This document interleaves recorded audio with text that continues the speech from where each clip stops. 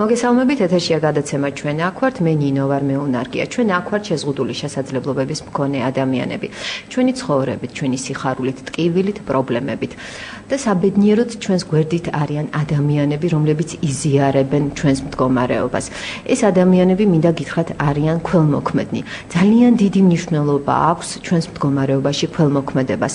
თუნდაც თითო გაღებულ ლარს და არა მარტო ლარებზე აქვს საუბარი, საერთოდ საუბარი არის დამოკიდებულებაზე და მართლა კიდევ ვიმეორებ ძალიან კარგია რომ არიან ადამიანები, არსებობენ ისეთი ადამიანები, რომლებიც ფიქრობენ ჩვენზე. დღეს ჩემი გადაცემის სტუმარი გახლავთ მარიკა ცერცვაძე. მარიკა ცერცვაძე არის საქველმოქმედო საღამოს ორგანიზატორი, რომელიც გაიმართება ხვალ 8 ივნის 19 საათზე კაფე დე ფრანსში. და მე მარიკა მოგესალმები, დიდი მადლობა სტუდიაში მობრძანებისთვის. და თან მინდა მსმენელს შევახსენო ჩვენი საკონტაქტო ნომრებია 292 11 88 292 11 99. დაგვირეკეთ თქვენი მოსაზრება ჩვენთვის მნიშვნელოვანია, ჩვენ საუბრობთ ქველმოქმედებაზე. მარიკა, მე აღვნიშნე უკვე რომ შენ ხარ საქველმოქმედო საღამოს ორგანიზატორი, რომელიც გაიმართება ხვალ კაფე დე ფრანსში. და საერთოდ მაინტერესებს, სანამ უშუალოდ ამ საღამოზე გადავალთ, საიდან გაჩნდა ეს იდეა, რატომ დაინტერესდი შეზღუდული შესაძლებლობების მქონე ადამიანებით, კერძოდ კი ბავშვებით. მოგესალმებით, დიდი მადლობა სტუდიაში მოწვევისთვის. პირველ რიგში მინდა ვთქვა, რომ საერთოდ გადაწყვიტეთ გაგვეკეთებინა საქველმოქმედო საღამო და ჩვენი მიზანი, რაც დავისახეთ, იყო ის, რომ კონკრეტულ ადამიანებს დავხმარებოდით, ჩვენ ბავშვებს ვეხმარებით. ეს არის 11 კონკრეტული ადამიანი, კონკრეტული პრობლემებით, კონკრეტული ტკივილით და რა თქმა უნდა, მათ ჭირდებათ პირველ რიგში თანადგომა. რაც აკლიათ ნამდვილად მათ არა მარტო მათ ბევრი ადამიანი საჭიროებს დღეს დახმარებას ჩვენ ქვეყანაში. წამოვიდა ეს იდეა იქიდან, რომ გადავწყვიტეთ ჩაგვეტარებინა საღამო, გავერთიანდით საკმაოდ ისეთი კარგი მუსიკოსები გაერთიანდნენ ჩვენთან ერთად, ისეთები როგორებიც არიან მაია ბარათაშვილი, ძინი ვირსალაძე თავის ბენდთან ერთად, იგივე თამთაც ქვიტავა, დათო ევგენიძე, მოკლედ წამყვანი მუსიკოსები, დღეს ერთ-ერთი წამყვანი მუსიკოსები. ულაპარაკოთ დაგვთვალხმდნენ ისინი ამ საღამოში მონაწილეობაზე, ვინაიდან ყველას უნდა, ამ ადამიანებს უნდათ, რომ რაღაც თავისი წვლილი გაიღონ ქველმოქმედების სახით. ანუ უშუალოდ ამ საღამოს მონაწილეები არიან ცნობილი მუსიკოსები. უშუალოდ ამ საღამოს მონაწილეები არიან ცნობილი მუსიკოსები და ისინი უსასყიდლოდ, უანგაროდ, აბსოლუტურად უსასყიდლოდ, უანგაროდ ეხმარებიან ამ ბავშვებს თავისი შემოქმედებით. და მთელი თანხა, რომელიც შემოვა ამ საღამოზე, აბსოლუტურად მთელი თანხა გადაერიცხებათ ამ ბავშვებს. და არა მარტო თანხა, არიან კიდე რაღაც კომპანიები, რომლებიც დაგვიდგნენ გვერდში. და მათ თავისი პროდუქციით, თქვა, თავისი რაღაცა პროდუქტით გადაწყვიტეს დახმარება. უშუალოდ ჩემი იდეა იყო, რომ საერთოდ მინდოდა საქველმოქმედო საღამოს გაკეთება და ეხლა თავიდან ვიფიქრე საერთოდ სხვა ფორმით გადავწყვიტე ამის გაკეთება, მაგრამ მივხვდი, რომ იმ ფორმით რომ გამეკეთებინა კონკრეტულ ადამიანებამდე არ მივიდო და მე დავიწყე ძიება კონკრეტული გაჭირვებული ადამიანების, ვინც საჭიროებს ამ დახმარებას. და მივედი ამ შეზღუდული შესაძლებლობების მქონე ბავშვებამდე. მე ძალიან ჩაუღრმავდი ამ პრობლემას და აღმოჩნდა, რომ ეს ჩვენ ახლა 10 ბავშვს ვეხმარებით, თქვა, მაგრამ ეს ბავშვები ძალიან ბევრნი არიან. როგორ მოხდა 10 ბავშვის შერჩევა? ამ 10 ბავშვის შერჩევა მოხდა ასე, ეს ბავშვები რაღაც კონკრეტულ რეაბილიტაციის კურსს გადიან. იგივე პირველი ნაბიჯი არის ესეთი ორგანიზაცია, სადაც გადიან ეს ბავშვები ამ რეაბილიტაციის სენს. მივმართე მე ამ ორგანიზაციებს და იმ ვინც საჭიროებს დახმარებას, ვინც საჭიროებს დახმარებას, ესეთი ბავშვების სია მომაწოდეს, თორემ მე პირადად კონტაქტი იქამდე ამ ბავშვებთან არ მქონია. მე ვიცი რომ ამ ღონისძიებაში ჩართული ახალგაზრდული საქველმოქმედო ორგანიზაცია ვაჩუქოთ მომავალს ღიმილი და მაინტერესებს აი ეს ბავშვები, მე ვიცი რომ ახალგაზრდები არიან. რას აკეთებენ? ეს არის ახალგაზრდული ორგანიზაცია, ძალიან ბევრი სტუდენტია გაერთიანებული, საერთოდ ახალგაზრდობა ისეთ ძალიან ესეთი მძლავრი ძალაა, როგორც საინტერესო თემაა, რომ ახალგაზრდები ჩაერთვნენ უკვე მსგავს მოძრაობაში. რა თქმა უნდა, ჩაერთვნენ, ისინი დიდი ხანია ჩართულები არიან რაღაც მსგავს ღონისძიებებში, მაგრამ ეს არის ეხა ამათთვის არის ყველაზე დიდი აქცია, რასაც ესენი ატარებენ და მინდა გითხრათ, რომ ძალიან დიდი დახმარება გამიწიეს ამ ბავშვებმა.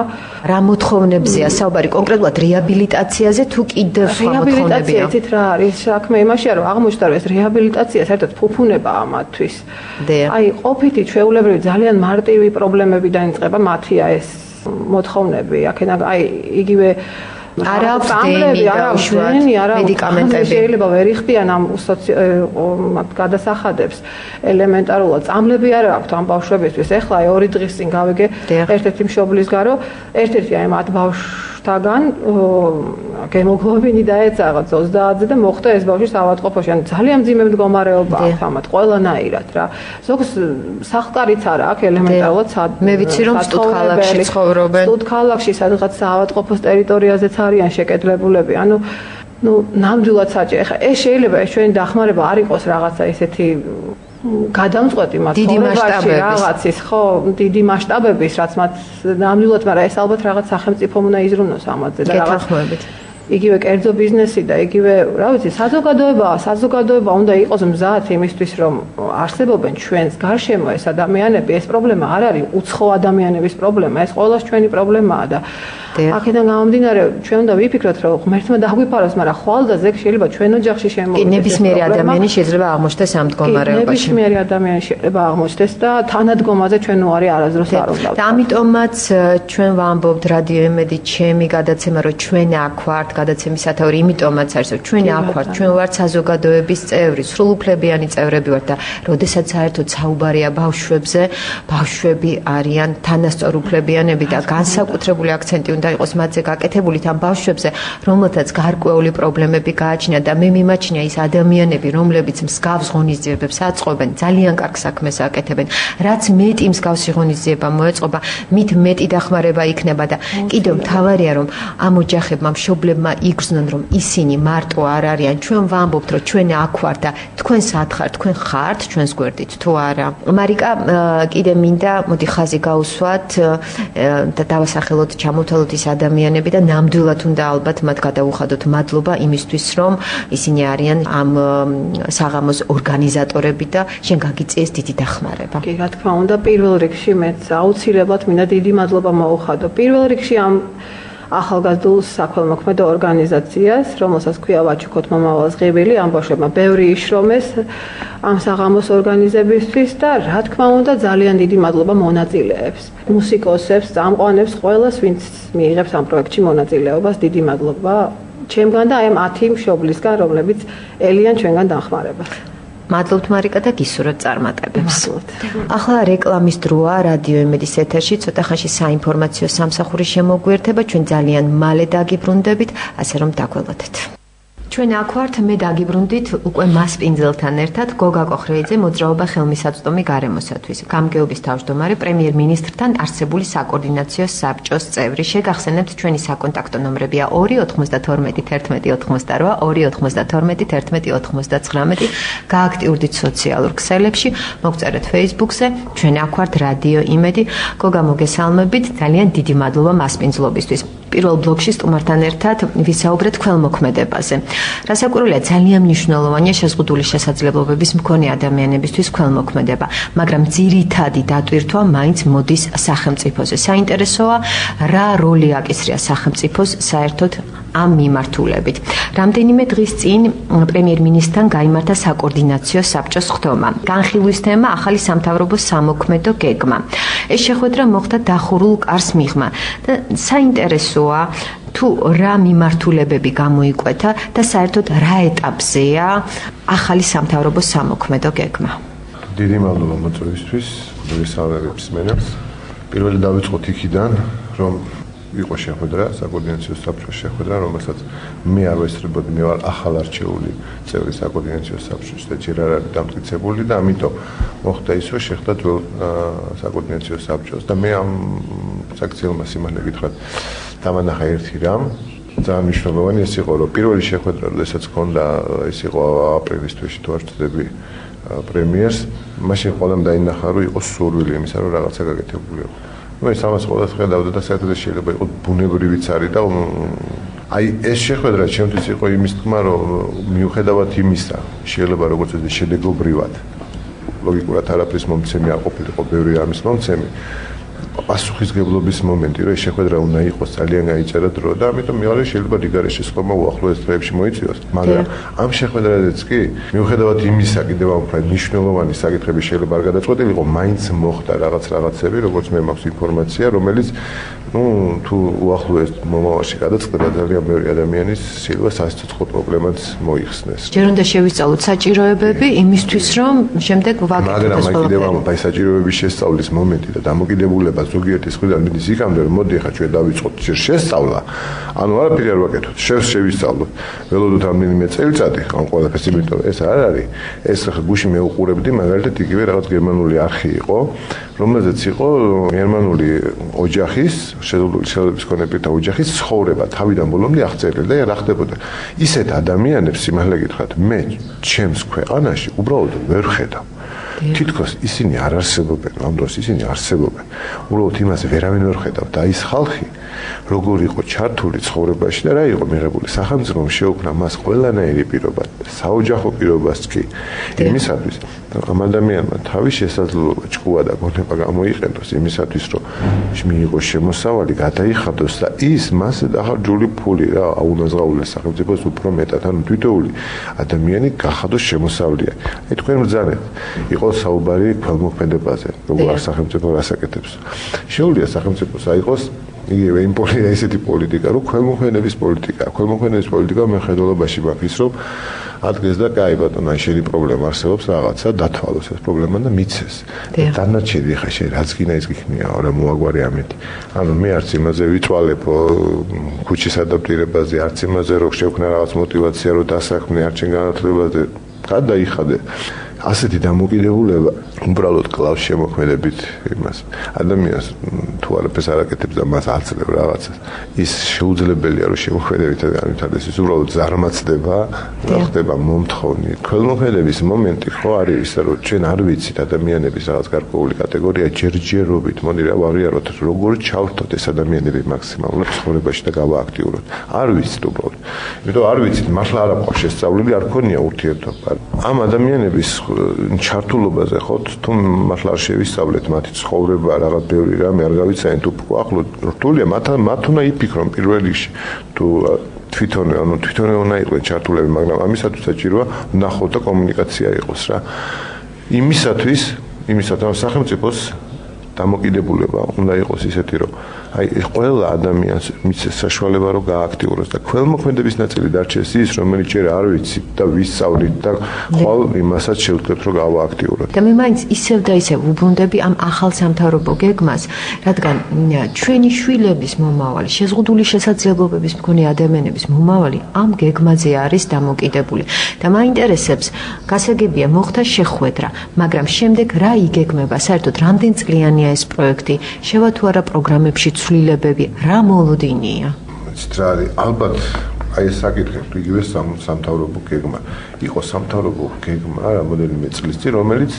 უბრალოდ არ შესრულდა ვერ გაკეთდა ვერაფერი და რატომ იმიტომ რომ არ იყო ყველაფერი გათვლილი შესაბამისად რა ფინანსური მხარდაჭერა შეიძლება ჭირდებოდეს მაგრამ ეს არ არის თავარი არ იყო შიგარიდო ვიცით როდებული იყო რომ მოდი აი ამ პერიოდში აი ამ პრობლემის მაქსიმალურად მომგებიანად სახელმწიფოსთვის და ყველაფრისთვის აი როგორ შეიძლება ეს გადაწყვეტს ამის პროექტი რომ დაედო ეს გეგმა ხო შესრულდებოდა ხო არაფერი რა ძალიან მიზერი დაჭირდებოდა ამას მაგრამ ადამიანები ფიქრებდნენ იმაზე რომ და ის ადამიანები ვისი ჩართულობაცაა საჭირო რა აუცილებელია ამ ადამიანების ჩართულობა ეს უნიშნულოვანესი ეს არ არის აპრიორი მაგრამ აპრიორი არის რეალურად მაგრამ ამის გამო რომ ის ადამიანი თქვა იგივე შეზღუდული შეხედულების მქონე პირია ამის გამო არ უნდა იყოს აუცილებლად ეს ჩართული ეს არ არის ხო ხდებით ანუ უბრალოდ გამოცდილება უნდა ქონდეს ამ მიმართულებით და რა მნიშვნელობა აქვს იგივე ადამიანურადაც რა განსხვავებული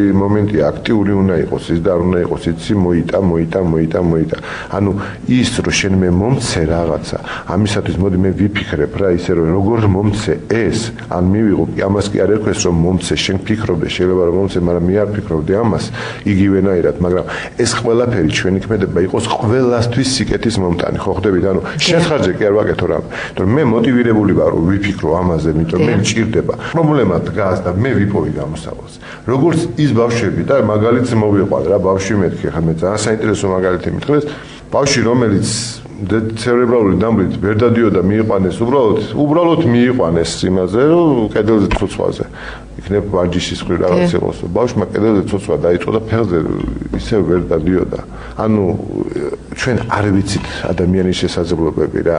გეთახმებით, ადამიანის შესაძლებლობები განუსაზღვრელია. სასწაულებით ხდება, მონდომებაც გვინდა. იმ ბავშვმა თავისი პრეზენტაცია ის დადგება ფეხზე და გაევლის, მაგრამ იმ ბავშვმა თავისი პრეზენტაცია ხო ყველაზე დადებითი კუთხით მოახდინა ეხლა. ხო, მაგრამ იმ ბავშვს ჭირდება მაინც დახმარება. იმ ბავშვს ჭირდება თანადგომა სახელმწიფოსგან.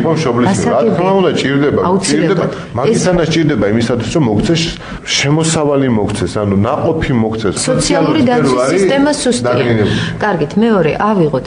განათლება, ინკლუზიური განათლება დანერგილია, მაგრამ ეს ძალიან მნიშვნელოვანია და უბრალოდ უნდა მოხდეს პედაგოგების მომზადება. კი, ინკლუზიური განათლება დანერგილია, მაგრამ პედაგოგები არ არიან მზად. მე რასაკვირველია, ყველაზე არ ვსაუბრობ, მაგრამ უმრავლესობა საერთოდ არ ესმის რაშია საქმე. მე ამას ვამბობ, იმიტომ რომ ჩემი ბავშვი დადის ბაღში. ამის გამო. ამის გამო. ჩვენ კი უნდა დავждეთ ახლა და დავიწყოთ იმის სწავლა, რამდენ ბავშვს ჭირდება განათლება, როგორ უნდა მოვახდინოთ, არამედ უნდა ეს ინკლუზია უნდა გაგრძელდეს, მაგრამ მოხდეს შესაბამისად პედაგოგების და საერთოდ საზოგადოების მომზადება. თუ ერთდროულად უნდა მოხდეს აბსოლუტურად ყველაფრის ათვისება, იმიტომ რომ ეს დიდი ჯაჭვია და ეს რგოლები ერთმანეთზე არიან გადაჯაჭვულნი და კიდევ რაც მთავარია, საზოგადოება. კი, შეიძლება ჩვენ ყველაფერი მოვაგვაროთ, ანუ სახელმწიფომ ყველაფერი მოაგვაროს, მაგრამ რაც მთავარია, ამ ადამიანებს, რომლებიც არიან შეზღუდული შესაძლებლობების მქონე პირნი და ისინი გამოვლენ გარეთ, ამ ადამიანებს ხვდება საზოგადოება და ყველაზე დიდი პრობლემა საზოგადოება არ არის სათანადოდ ინფორმირებული. საჭირო საზოგადოების ცნობიერების ამაღლება. ძალიან ბევრი პრობლემაა. როგორ უნდა მოხდეს ამ ყველაფრის დალაგება? როგორი მომენტი არის? ყველაფერი მიდის გარემოზე. გარემოზე მიდის გამომდინარე იქიდან, რომ ეს ხალხი თუ საზოგადოებას ურთიერთობა არ ქონდა, ეს შიში ყოველთვის იარსებებს. ახლა მე საინტერესო რამეს გეტყვით, აი მართლა საინტერესო რამე არის რა. დღესაც ვფიქრობ, დღესაც ჩემთვის ამოუხსნელია ბევრი რამე. როცა დავიწყეთ ეკლესიების პანტუსირება, ხო? პირველი სამება გავაკეთეთ, მე დიდუბის ეკლესია იყო, მე ქაშვეთი, ეს არის ის, რაც მე პატრიარქმა მითხრა, რომელიც გამეკეთებინა, მე არ ვამბობ სხვებს, ეს სამი.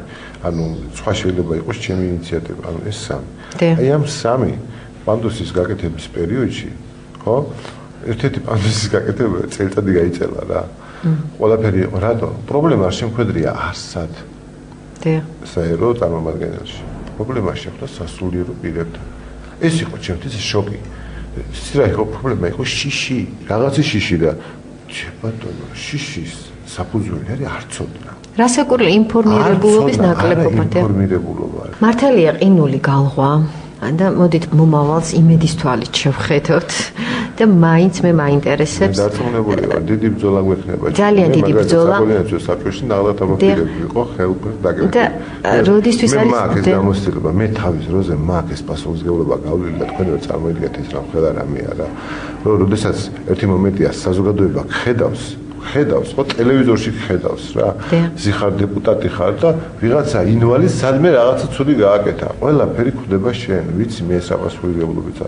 დღეს პრაქტიკულად ხო მე იმაზე ნაკლებ პასუხისმგებლობაში უბრალოდ ადამიანურად არ მაქვს უფლება შევყოთავი, ანუ შეიძლება ეს საკონსულტაციო საბჭო იმასთან შედარებით არაფერი არ იყოს რა, მაგრამ მე შემიძლია ვალდებული ვარ გავაკეთო ის ზუსტად იმდენი. და საბოლოოდ როდის ჩამოყალიბდებით ყველა ერთად? ანუ ახლა ერთ-ერთ იმაზე უნდა მოხდეს ჩვენი დამტკიცება, ანუ ახალ არჩეული წევრების და მაგას უნდა შეხვდეს და პრაქტიკულად ну აი მაგიტო ვამბობ რა ეს საკოორდინაციო არაფრის ის არ იყო აი ზუსტად ეს ბრმა ძალიან წვეთა ჩანდა და მაგრამ მაინც გადაწყდა ბევრი რამე და ამისთვისაც კარგია ну ნახოთ რა როგორ კარგით მე გისურვებთ წარმატებებს ძალიან მალე შეიძლება გამოცეთ ის გამომდებლობა რომ სადაც 20 სანტიმეტრიანი წინააღობა სადაც იქნება შესაძლოა აბსოლუტურად ყველა ვალდებული იყოს გარკვეულ პერიოდში ეს უკვე გადადგმული ნაბიჯია წინ გადადგმული ნაბიჯი ამისთვის სხვა გარკვეული დავალებები გავაკეთოთ და მე იმეც ვიტოვებ რომ აბსოლუტურად ყველაფერი მოგვარდება ყველაფერი მოგვარებადია მთავარია მონდომება და აბსოლუტურად მართებული ინფორმაცია ანუ იმ ადამიანებს რომლებსაც ხელ ეწიფებათ კანონმდებლობის მიღება და რაღაც გარკვეული გადაწყვეტილების მიღება მათ მართებული ინფორმაცია უნდა მივაწოდოთ მე გისურვებთ წარმატებებს დიდი მადლობა მსმენელს მემშვიდობები ზუსტად ერთი კვირით